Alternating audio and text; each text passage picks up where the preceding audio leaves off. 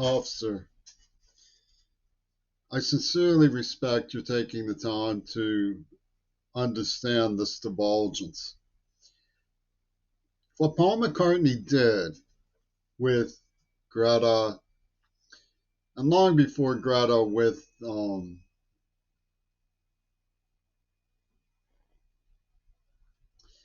campus activists in Pittsburgh, people who were sophomores, was make out Jimmy Carrey, meaning me, to be a victim of himself who was rejected by his peers and therefore deserved everything that he did. And they subjected me to horrible tortures with the help of the police, the FBI, Secret Service, the CIA, and a lot of people, otherwise stringers for the Veteran Administration. But the truth is that in order to create a framework which was absurd theater, there was nothing real or truthful about any issue that they brought to focus on me except that I had been tortured and was deaf and was in trauma. They manufactured everything else. And they made it look like I had brought it on myself. And they kept saying that I had brought it on myself. And they continued to try to advocate for these sorts of terrible crimes against a deaf person. And the poverty and estrangement and hard work that was labor unrepaid in any way. It's a success story for these monsters from the power system. But it bears understanding that what we're talking about here is, for one thing, let's try to focus on the question, how would an alternative interpretation come about?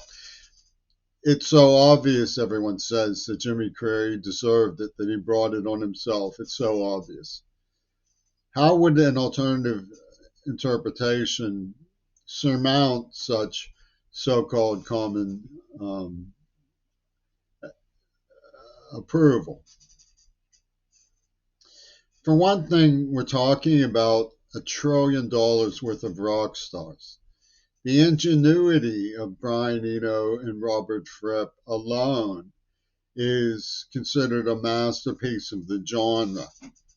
Peter Gabriel's Lamb Lies Down on Broadway is a freak out of Victorian writing.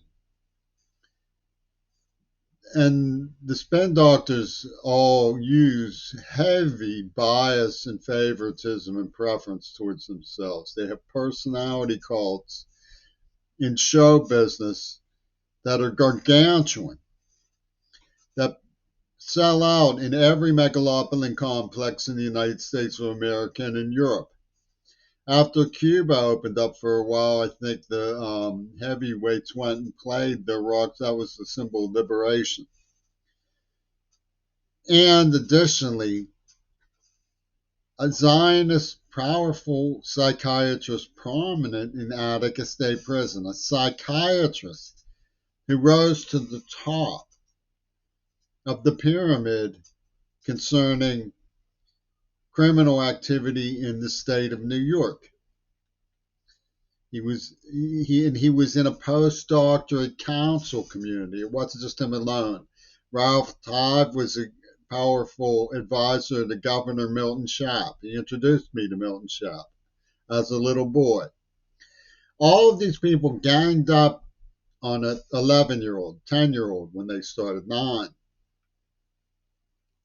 And they had a slave implant neurology computer that they inundated with, like the scene of Woody Allen's Zelig with the mad doctors. Literally. And when you see that, you have to ask yourself, how could there be any possible other interpretation. Now, James Curry was very severely targeted and victimized by the criminally insane. But they turned the tables. Biden says no, he didn't like Reagan. Biden says no, these were Israeli people. He called them psychopaths when we know that they're liberating Gaza from Hamas. And he shoots himself in the foot by making common cause. And anything else they can possibly say. I'm just a person who grew up in a Jewish Holocaust survivor neighborhood. My parents, my father, my neighbors, my friends, my mentors all said defend people from genocide. That's all. It has nothing to do with common cause. It has nothing to do with anything but common decency. So I wish I could say Greta was an exception, but she apparently isn't. These Paul McCartney sophomores, girls drummers on bicycles, are hooligans picking on somebody who has been brutally tortured because it suits their fad. And that's all. There's no more to it than that. So when you flip the switch and say Jimmy Carrey had it coming, just be aware that you're voting for the criminally insane and it past reckoning. There may be a selfish motive because admitting the truth would be mandate paying me for my injuries in my work.